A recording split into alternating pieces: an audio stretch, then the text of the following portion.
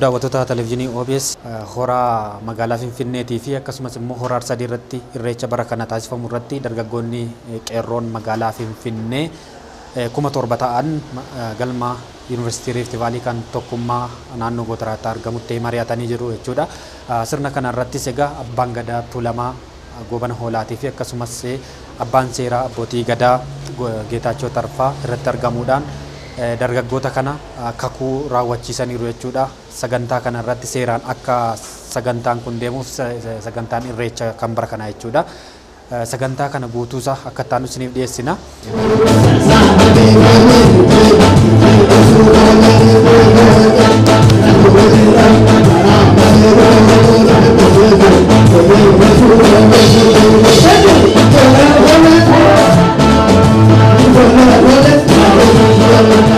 Akka leencaataa akka bofaamoo hatteetaa yeroo baay'ee wanti guddaan uummata Oromoo bira jiru ergii uummanni Oromoo cabee hamma agarraatti jannummaa malee haxxummaa hin qabnu.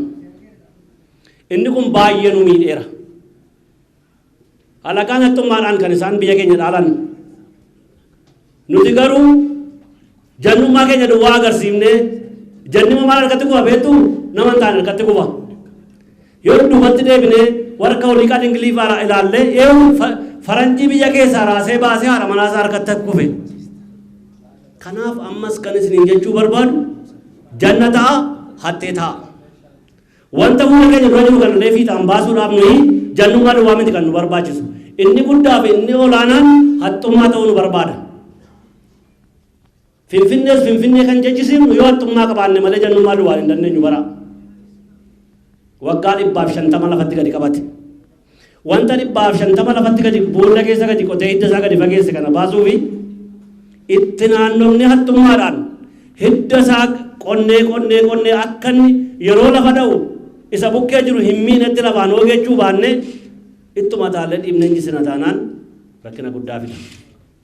Tokko isa kana baruun nurra jiraata. Oromoon waan hundumaa kan inni of fuuldura qabu odaadha. Mallattoon isaa odaadha. Mallattoon isaa odaa maaliif ta'a hoos hin jettanii odaan wanta hamaaf jala hin kaa'u. Waan hamaa of jala hin kaa'u. Waan gaarii duwwaa of jala kaa'a. Waan hundumaa of jalatti hammatee qabee guddisa. Muka isa jala jirullee hin balleessu. Kanaaf waan hamaan yaabbatee irra hin taa'u. Kanaaf Finfinnee kana keessatti harka keenyaan ga'uun odaa taanee hattee taanee Finfinnee kana deeffachuu Waaqayyo hunduma keenya dandeessu. Humni kan keessanii nuyi kunoo isinirraa hin geenyerra qabsoo bara dheeraa ittiin qabnee asiin geenyerra hamma nurkaa fuutu jabaadha. Isa itti kennuudhaaf an dhaabbadhee jira.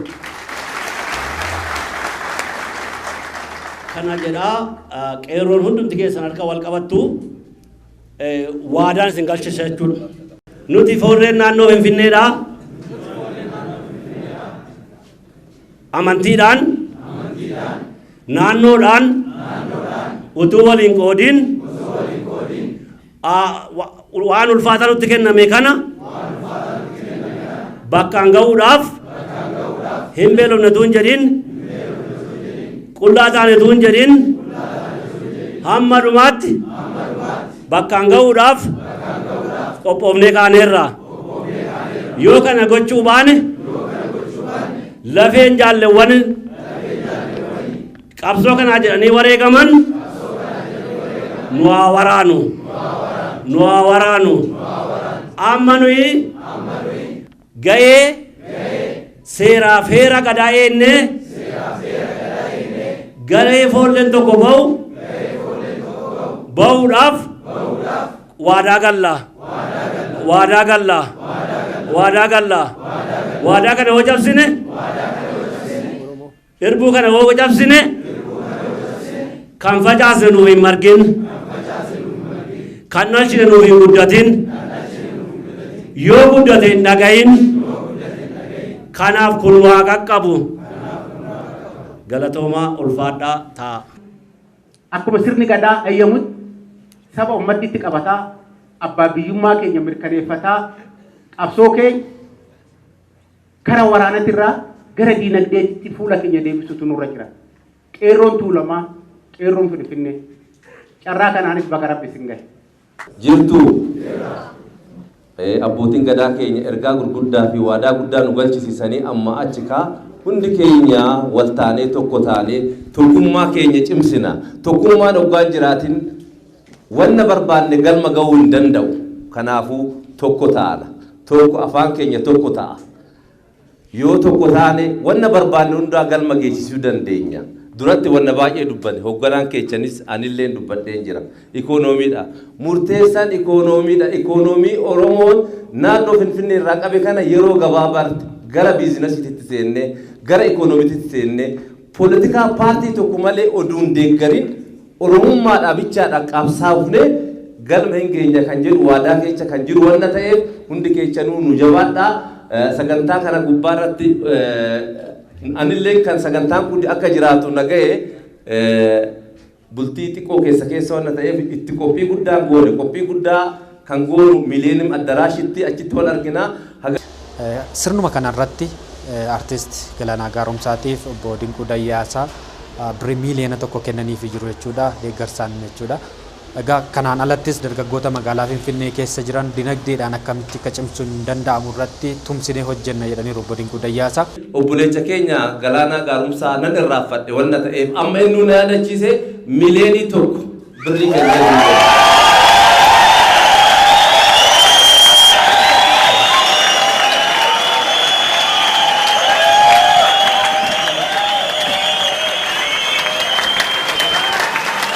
Hallelujah, Atilla.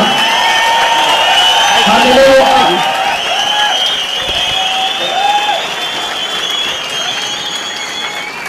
Gootonni keenya Galaanaa bichaa baay'ee jira. Gootota baay'ee jira.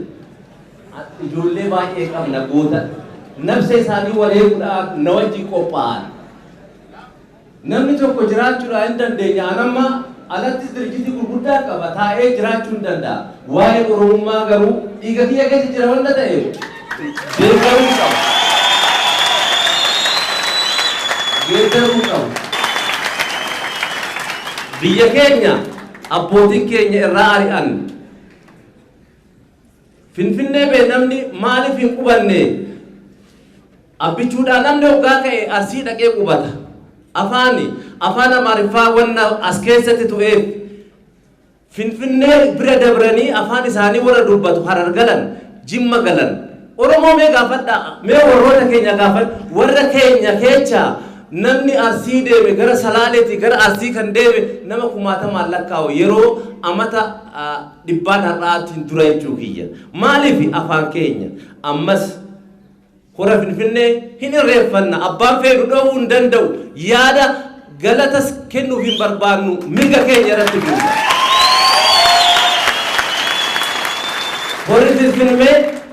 Hora Finfinnee kan irreeffannu naannoo adda addaatirraa namoonni wanda dhufaniif qidaamee duruu Finfinnee irreeffatama wanda ta'eef qidaamee asitti irreeffanneet sanbata immoo hora Arsadiitti irreeffannaa kuni walii gallaa kanarratti immoo eegumsa guddaa kan gootan uffata gaarii isinii qopheechinee jirra kan ittiin addaan itti baatan silxanaa hin kennina.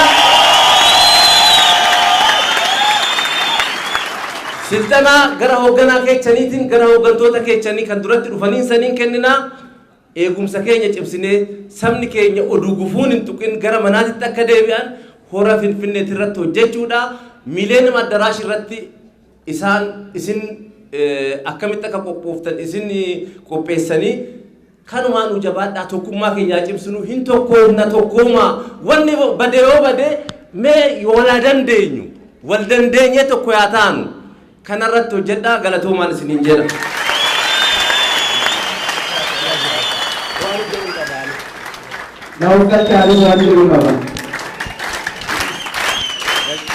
Anak keenya waliin kuwwan yaadachiisa. Maallaqni kun ana ajaa'ibu, waan ana ajaa'ibu. kan kana olis nu gochaa turan isa du'eetti siidaa gochaa turanii isa jiruutis mana gochaa turan.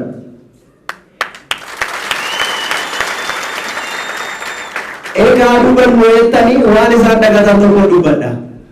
Galgala tokko mana waaman nan dhaqe. Yeroo mana ijoolleen kun hunduu gaafa durii mana kiraa keessaa awwaalamaa ijoollee keenya maangoo mana kiraa keessaa awwaalamoo qabdu ijoollee kana na waamiinaan jedha. Nan gammade humnaa waliin gammade. Gaafa maqaa tarreessinu nama 24 waan akkasii ta'e anaa keessa na baasaa hin jedhee maaliif baataa jenna manni isaanii mana kooti anaan na baasaa jennaan gammadaniitu nama akka keetiin barbaada bakka deebiinaan jedhan jechuudha. Gaafa isaan kenna anaan na baasaa hin jedhee hin qabu anis mana kiraa keessa jira kan isaan naa gireessan garuu gammachuu irraa waan ka'eef akkas godhe jechuudha. Gaaf tokko immoo qarshii 300 qabatanii dhufaniiti jara Ameerikaa si geessitu tokko qarshii kana kennuu miti. Ameerikaa si geessitu biyya sana deemtan indeemo oboolii ifa manaa godha kana isin rakkataa gargaaruu beektu rakkataa ittiin gargaaraa jedhee hin boo'ani makiinaa keessatti. Argaa fuudhuun deemtuu qarshii sun jechuudha. Ani uummata kanaan jedhee yoo hin baqannataana hin ta'u asumatti wajjin hin duuna yoo du'a kan na hojii ta'e shukutii kanaa jedhee jechuudha. Dhiyeenya kana immoo albamii baasuuf hin ture. Isaan as hin turre waliin agarree waliin bilbilee hojii irra jiru Ameerikaan deemanaan jedhan. Akkasitti albamii baasuufanii jedhee gaafa itti waan barbaadde godhii gaafa si argee sii kennaadhaan jedhan. Biilboordii magaalaa kana keessatti dhaabne walakkaa isaa isaan turu dhaabee jechuudha. Kanaafuu nuuf godhan kana malee. Ani afaan ittiin sin galateeffadhuu qabu Oromoo hunduu galatooma abbaan keenya abbaan duulas galatooma afaan muuziqaatiin sin galateeffadha horaa bulaa jiraadha jechuun barbaada. Obboleen kun ani hoggaan waan itti himu isaaniitti sodaachaan itti hima keessattuu waa'ee nama rakkateetis nan hima. Namni artistiin tokko kan hayyuu beekan tokko yoo boqate namni awwaaloo dhabame ani itti himu obboleen kuuti. Hawulti ijaaraa biyyaadhaan oo tokko dhagaa hin gaggabaabsine. Hawulti artist Laggasaa Abdii, artistii Admaasuu kan ijaaran baay'eedha. Amma immoo duraan jalqabanii turanii anillee beektonni keessa jiru abbootii qabeenyaa gochuudhaaf abbaa seenaa han jedhan aksiyoona hundeessanii qarshii miliyoona baay'eedhaan lakkaawwamu kaffalanii hundeessanii sossoosaa jiran. Egaa Waaqayyo umrii dheeraa nuuf haa kennuuf mootummaa isaanii kan irratti nuuf haa irraanfatu qabeenya irratti qabeenya nuuf haa dabalu hundaa ol dhuguma abbaa duulaa irratti bara kana nu kenneera abbaa qabeenyaa nu kenneera maatii isaanii wajjiniin nuuf haa kennu. Egaa waan tokko isin hima waa'ee tokkummaa ta'e waan tokko haasa waan baay'ee jedhameera yoo tokko taatan tulluun kun asii buqqa'ii deemi yoo jettan hin deemaa yoo tokko taane garuu homtuun ta'u amantiidha laga beekumsa qabeenya Oromoon adda baanan hanamma qabadde kanan argan hankana fide meel eenyu tokkummaa miti tokkummaa bara kana rabbi nuu kenne nurrattaa irraanfatu. Kana booda Oromoon adda baa keessattuu ijoolleen dargaggoonni qeerroon foolleen qarreen abbootii gurguddaa caalaa galateeffachuu wanni barbaadu jira. Ani mana amantii ta'ee gaafa yuunivarsiitii deemu ijoolleen Islaam, Protestaan, Ortodoks odoo jedhiin tokko ta'anii nama dhufu. Waaqaaf galatan. Ammallee qeerroon Finfinnee fakkeenya ta'uu qaba. Ijoollee Oromiyaa jirtu qeerroo Oromoo baafii kibba lixa jirtu kibba jirtu hunda fakkeenya ta'uu qabu. Maal bakki nu jirru bakka guddaa waan ta'eef qeerroon kan rasaasa fuuldura dhaabbachiise maal dhugaa Oromoon waaqa kadhachuu yakka ta'a. Yakka nu alaa godhan ani gaafa irreecha dhabu tokkummaa Oromoo bakka itti dubbachuu danda'u waan ta'eef kanaafis immoo gorsi obboleekku adda ture. Kanarratti kabajamoo abbaa duulaa beekuu wajjin yeroo dheeraa mari'anneera. Qarshii isaanii tokkummaa Oromootiif kan ba'aa ture amma haasa'uuf gaafa dura Bushooftutti manni maree abbaa gadaa hundee miliyoona 15 kennee jedhan. Maal ta'u keessan hin jedheen. Miliyoona 15 kennee tokkummaa Oromootu fidu. Amma san kennaa jiru Oromoo cimsuuf. Kanaaf amma gaa hoggaan eebbisoona dhageechanii jiraatan yaa Rabbi hora Finfinnee irratti akka irreeffannu guyyaa hora Finfinnee irratti irreeffannu ati nuu dhiyeessi jechaan ture. Na dhageechanii beektu? Ammallee waaqaaf galata hora Finfinnee irratti irreeffachuudhaaf qophoof.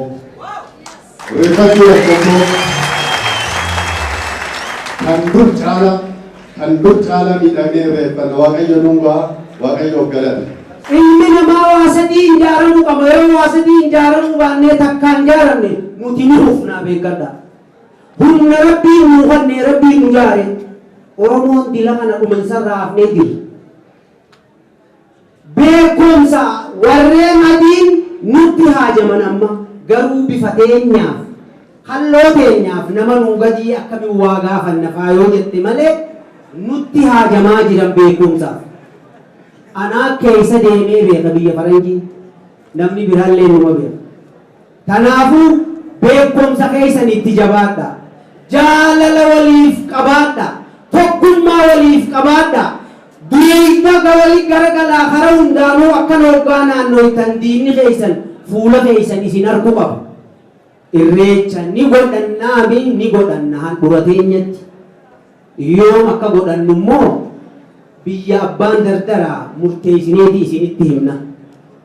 Dhageessanii waan hin jedhe irreecha ni godhannaami ni godhanna. Kanaaf jecha abbootiin gadaa waliin qabamtee as keessa taa'aa jirti.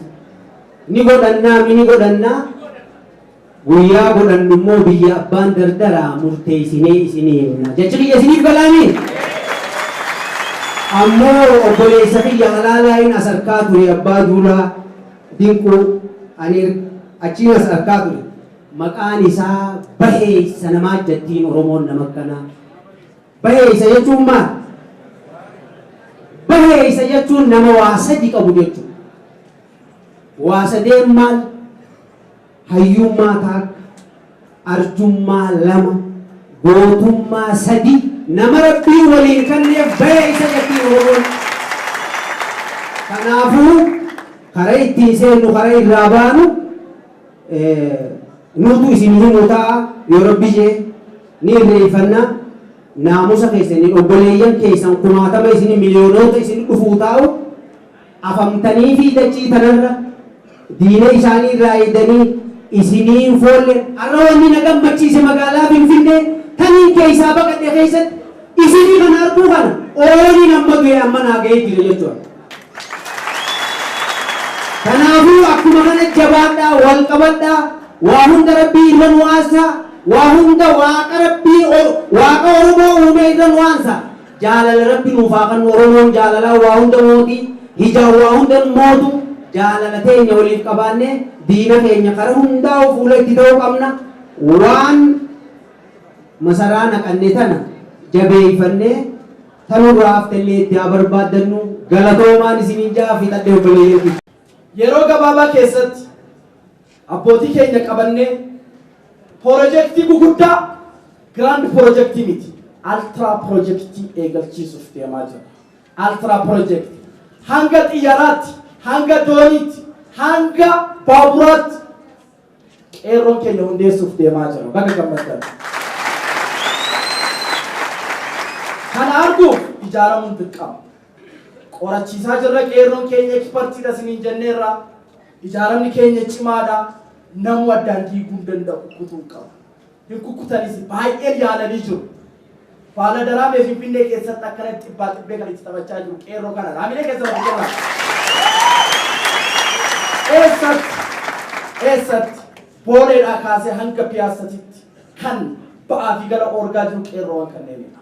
halkanii guyyaa hojjetanii saamtota qabuudhaan guyyaa guyyaatti rasaasa fi doolaara ciccimaa kan qabaa oolaa jiru isiniidha. Cimsaatoo eegaa magaala tana qabannaan sirriitti tolchinaan biyyi tun nu harka jirti. Magaalli kun nu harkaa waan dhugaan sinitti hima. Hin cabna magaalaa Oromiyaa hundarrattu. Yoo magaalaa Finfinnee irratti injifanne Adaamanis mee Finfinnee fakkaatti jedhama. Jimmis mee Finfinnee fakkaata garaagarummaa biraan qabu. Diinagdeedhaan saba biraatu irratti ijaarame. Nuti as keessatti taaworii gurguddaa ijaaruuf deemaa jirra. Kana soban jedhina gadaa baankii gaafa eegaluuf deemnu maal deemu kun nuun jedhan abbaan gadaa kinu as jiru. Eessa deemu nuun jedhani har'a gadaa baankii qarshii miliyoona 300 walakkaaf sheeri gurguree jira. Himbilkoomsina abbaan duulan keenya piroojeektii eegalan jiru duratti dhageessaniirtu abbaa seenaa ganaa seenaa dalagne jechuudha. Ganaa seenaa hojjenne jechuudha. Kanaaf dudda keenya hidhannee ikonomii magaalaa Finfinnee bara 2012 irratti hin to'an yoo ijaarame yoo guroo qaban. Igoonu qeerroo. Igoonu. Maqaan kan koo Atanaatiyoos Biqilaa yookaan immoo maqaan qabsoo Abbichuu jedhama. Qindeessaa qeerroo Finfinnee fi akkasuma immoo walitti qabaa kuusaa Finfinnee fi naannoo Finfinnee abbaa duulaa jechuudha. Naannoo kanatti akka waliigalaatitti sagantaan har'aa kun sagantaa qeerroon Finfinnee qopheessedha. Qeerroon Finfinnee hojiilee guguddaa Finfinnee keessatti hojjechaa jira. Hojii boonsaa hojjechaa jira. Keessattuu warraaqsa gama diinagdeetiin qeerroon Finfinnee hojiilee gurguddaa gaggeessaa jira. Sanarraa akka godhanii fuuldura keenyatti irreecha hora Finfinnee waan gaggeeffamaa jiruuf irreecha kanaaf foolleewwan gurmeessinee foollee 10,000 gurmeessinee Finfinnee irratti ayyaana kana ayyaana guddaadha, sagantaa guddaadha.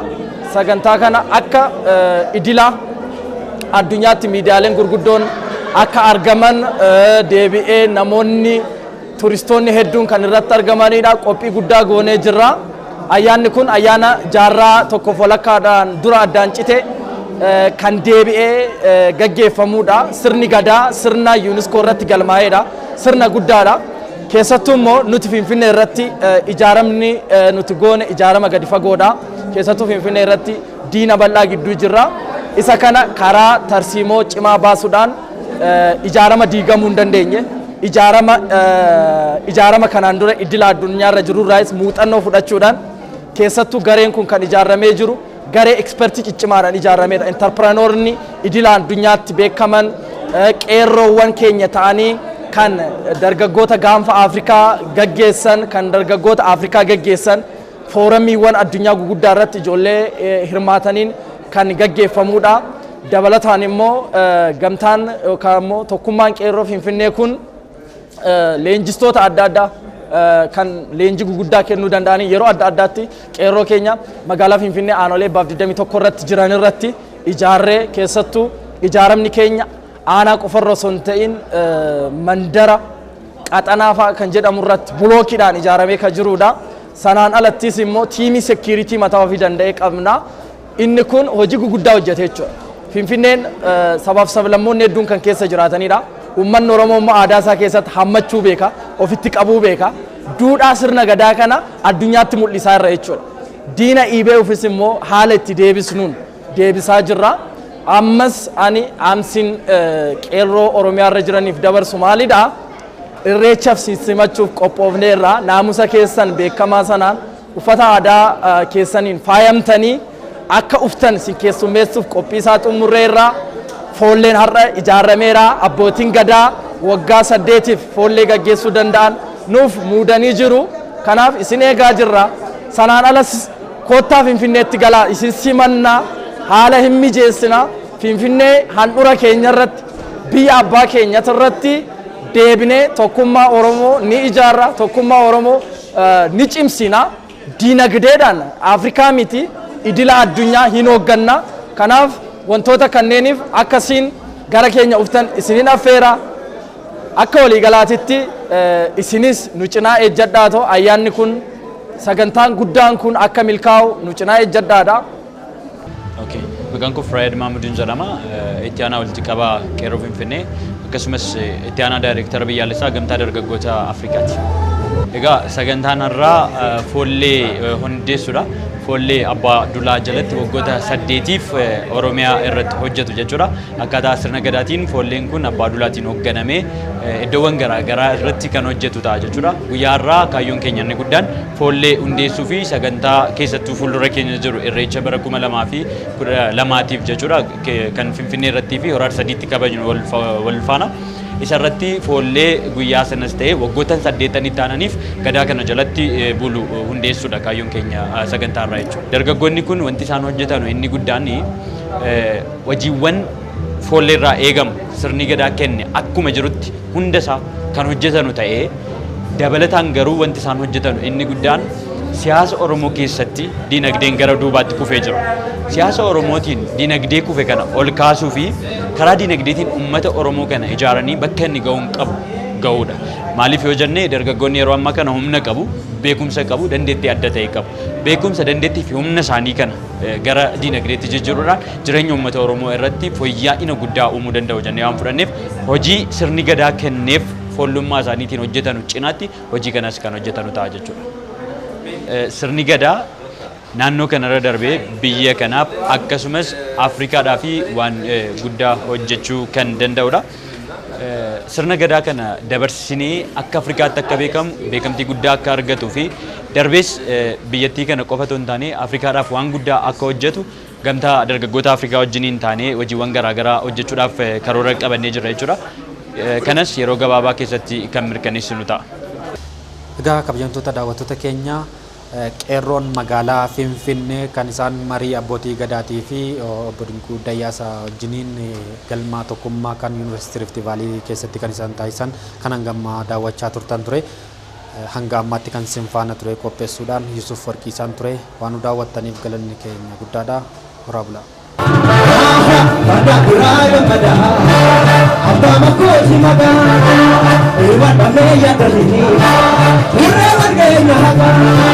Sargan taroba maguru, indo gaban kotani, duma dikenya acho, gaban negara tani, gaban negara tani.